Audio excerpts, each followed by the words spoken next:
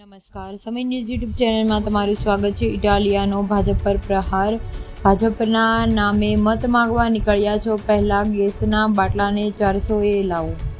જૂનાગઢ લોકસભાની હાલમાં ચૂંટણીના પ્રચાર જોરશોરથી ચાલે છે, ત્યારે ગોપાલ ઇટાલિયાએ આ રીતે દાવો કર્યો છે। તેણે કહ્યું છે કે જમતા જમતા આગળ વધ્યા અને તો જમવા માટે અફરાતફરી અને ધક્કામુક્કી થઈ હતી, ત્યારે જાહેરમાં સભામાં કરવામાં આવ્યું હતું ગોપાલ ઇટાલિયાનું પ્રવચન।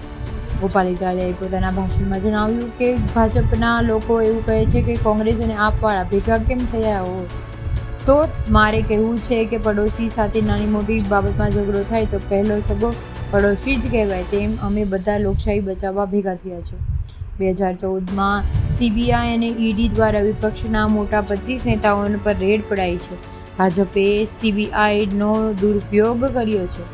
સાથે સાથે ગોપાલ ઇટાલિયાએ વધુમાં કહ્યું કે ભાજપ 400ની પારની વાત કરે છે, પરંતુ પહેલા ગેસના બાટલા 400એ લાવો।